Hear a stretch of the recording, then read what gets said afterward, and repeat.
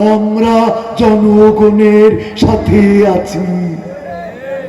হ্যাঁ, আমরা জনগণের সাথে আছি, অথচ জনগণ বিপদের সময় খুঁজে পায় না, জনগণের পাশে দাঁড়ায় না, জনগণ কোনোদিন তাদের নাগাল পায় না, কষ্টে থাকা মানুষগুলো কোনোদিন তাদেরকে খুঁজে পায় না।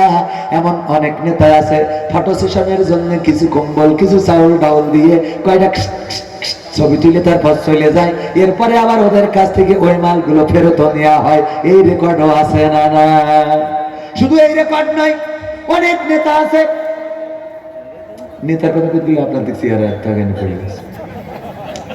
অনেক নেতা আছে ভোটের আগে মাইক দিয়েছে মসজিদে, অথবা মসজিদে ইট কিনে দিয়েছে, এই করেছে তাই করেছে, দেখা যায় ভোটে নির্বাচিত হইতে পারেন নাই, মসজিদের মাইক খুলি বাড়ি নিয়ে যায়।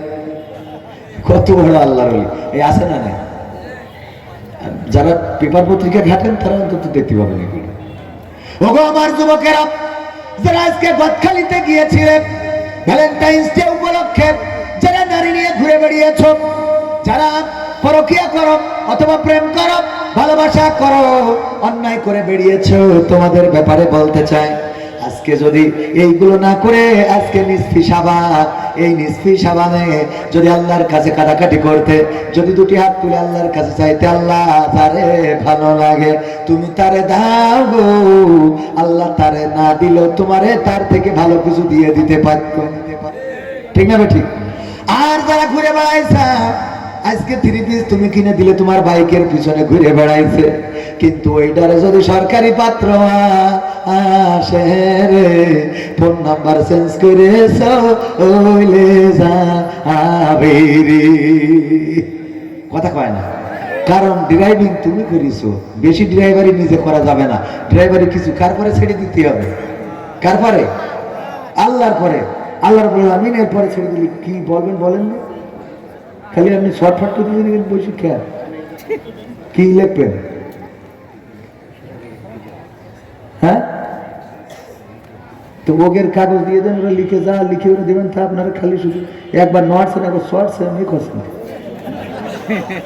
স্থির হয়ে একটু থাকেন, একটু কথা বলতে দেন।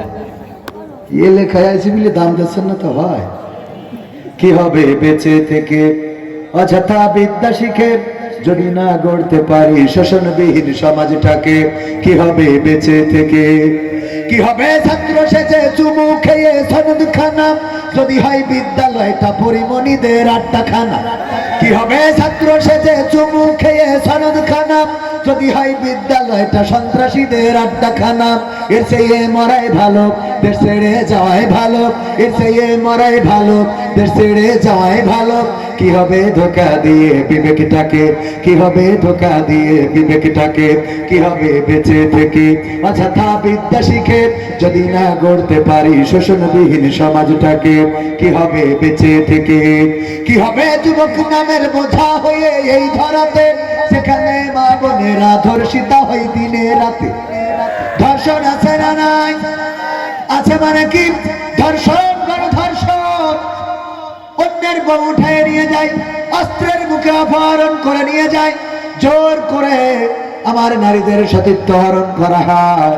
এমন খবর প্রতিনিয়ত পেজে আসে, ইউটিউবে আসে, ফেসবুকে আসে, পত্রিকায় আসে, চ্যানেলে আসে। এই অপরাধগুলো এই সমাজে, তার কারণ হলো এই সমাজে কোরআনের আইনটা বাস্তবায়িত নাই। কোরআনের আইন যদি কায়েম হয়ে যেত, ধর্ষণ করলে তার শাস্তি কি? ওই হাত কাটা ধর্ষণ করলে তার মিডিয়ার লোক তো সারা জীবন ওয়াজ শুনে বেড়াইতো, তাহলে কি করে? সারা জীবন ওয়াজ শুনে আমার মিডিয়ার লোকেরাও তারা ওয়াজ মানতে চায় না রে।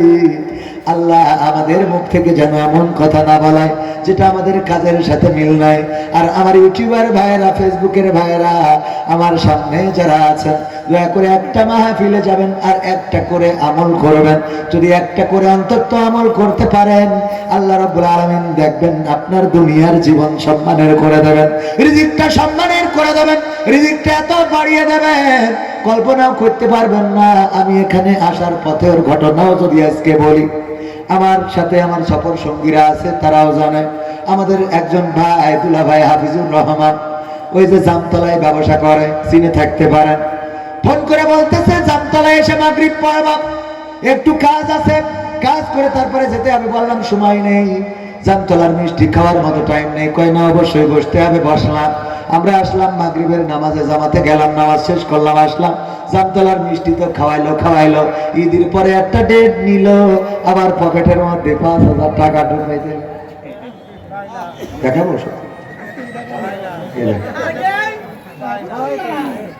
একদম ঢুকাই দিয়েছে না পকেটে এরকম। আমি করলাম তাহলে দেখছেন যখন নিজেই ঢুকাই দিই, ভালো করে ঠিক করে রাখে। আবার ওই গ্যাদারিং এর মধ্যে মেলি না। আমি ওই একবার ফোন হারাইছি, এক জানাজায় দিয়ে তারপর খুব সচেতন। ও জানা যায় আল্লাহর বলে ফোন চুরি করতে। মাহফিলেও কিছু চোর আছে, ও পরেজগাররা আইসি গ্যাদারিং নিজেরা তৈরি করে। আমি হামজার আনার সময় দেখবেন যে 3, 4, 5, 7টা 10টা ফোন নেই দিয়ে যাবে। আমি কাল বলে সাবধান, মানে ওরা দাঁড়ায় তাকবে দিয়ে তো পকেটে হাত ঢোকায়। বিশেষ হয় না আপনাদের?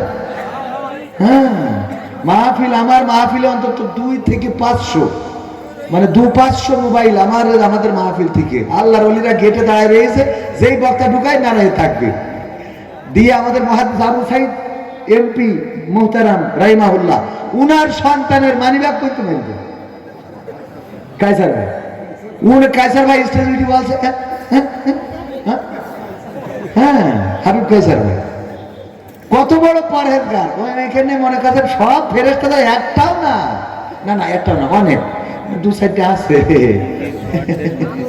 ও ধরলি ডাইরেক্ট বাড়ে, মানে বাইরে ফেলার দরকার নেই, যেন হাসপাতালে যে চিকিৎসা নির্বিঘ্ন। বোঝেননি? এগুলো শিক্ষার দরকার আছে না? যদি মোটে না পারেন ঘেঁচান করে মেরি দেবেন হাত, কোরআনের আইন অনুযায়ী করে ফেলেছি, এবার যাবার কর। ঠিক আছে না ভাইরা আমার? তাইলে সবাই শোনার জন্য আসে না, কিছু আসে চুরি করার জন্য, কিছু আসে অন্যায় করার জন্য, মানুষের মানিব্যাগে হাত ঝুঁকানোর জন্য। এই কথাটা কেন বললাম ভাইজানের আমার? রিজিকের সিদ্ধান্ত কার কাছে? রিজিক দেওয়ার মালিককে। অনেক টাকার মালিক আপনার করে দিয়েছে, টাকার অভাব নাই। ডাক্তারের কাছে গেলেন, ডাক্তার এমনি আঙুলির মাথায় একটা কি ফুটাইলো, তারপরে একটা কাগজে লাগানোর পরে বলছে আপনার খেলা ফাইনাল, আজকের থেকে খাওয়া বন্ধ, কারণ ডায়াবেটিস ধরা পড়েছে রে। টাকায় আছে কিন্তু খাওয়া হবে নারী। ঠিক না বেঠে? টাকা থাকলেই খাওয়া হবে না, টাকা থাকলেই খাইতে পারবেন না।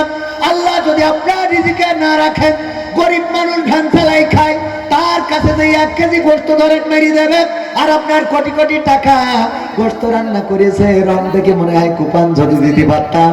ডাক্তার বলেছে গোস্ত তো দূরের, গরুর গোস্ত দূরের কথা, গোস্তই খাওয়া যাবে না, এখন গোস্ত খাওয়া বন্ধ। ফজরের নামাজ কোনোদিন পড়েননি, ডাক্তার বলেছে সকালবেলায় 1 ঘন্টা হাঁটতে হবে। মুয়াজ্জিন আজান দেওয়ার আগে আপনি আগে আজান ভেঙে বলেন আসসালাতু খায়রুম মিনান নাওম, আমি হাঁটা শুরু করলাম। ঠিক না ঠিক? আজীবনে নামাজ পড়েন নাই, ডাক্তার বলল না হাঁটলি খেলা ফাইনাল। অমনি দেখবেন সকালবেলা হাঁটার মতো আল্লাহর ওলি আছে না নাই? সকালবেলা হাঁটা। ওগো আমার ভাইরা, এই জন্য রিজিকের সিদ্ধান্ত আল্লাহর কাছেই। আমি এখানে আসার পথে ঈদের পরে, তাও ঈদের অন্তত 20 দিন পরে 19 এপ্রিল আসবো জামতলায়। প্রথম দিন মাহফিলে থাকবে আব্দুল্লাহ আল নোমান সাইদি কণ্ঠ, এবং পরের দিন শাহেখ জামাল উদ্দিন আর আমি। 18 এবং 19 2 দিন দাওয়াতটাও দিয়ে দিলাম। ওগো আমার ভাই জানেন, এটা বলার অর্থ হলো আপনি যদি আল্লাহর পথে চলতে পারেন, আপনি যদি কোরআনের পথে চলতে পারেন, আপনি যদি আল্লাহর জন্য নিবেদিত হতে পারেন, আল্লাহ রাব্বুল আলামিন আপনার সম্মানজনক রিজিক দান করে দিবেন। এমন রিজিক দিবেন আপনি কল্পনাও করতে পারবেন না কেমন রিজিক আল্লাহ আপনারা দিবেন। মালয়েশিয়ায় গেলে আমার ভাইজান এখানে সাক্ষী, ডিয়াওয়ারাং সুম্মা তাওকালো সায়াপি মালয়েশিয়া, এয়ারপোর্ট থেকে শুরু করে একেবারে এয়ারপোর্ট পর্যন্ত 4 আনা পয়সা নিজের পকেট থেকে খরচ করা লাগে না। সুম্মা কাওয়ান আর ডিয়াওয়ারাং বাগি বুতই কাতা বুতই সব ওখানে।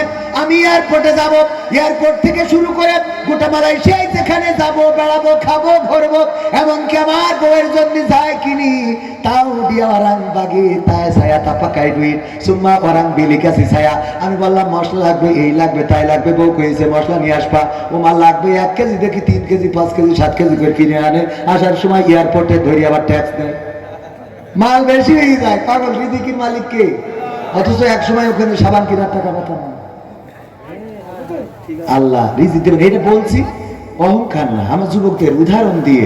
ভাইয়েরা আমার, আল্লাহর পথে এসে দেখেন যদি টাকার অভাব হয়, খাওয়ার অভাব হয়, আপনি আমার বলবেন, আমার গাড়িতে করে নিয়ে বেড়াবো, কোনো কিছু না, খালি আমার মাহফিলে এসে যদি চোখ বুঝে এরকম বসে থাকেন, একবারও খুলবেন না, আমি বলবো কানা একটা ধরে নিয়ে আসি, তাও 2 টাকা করে দিল, তোর 2,000 টাকা।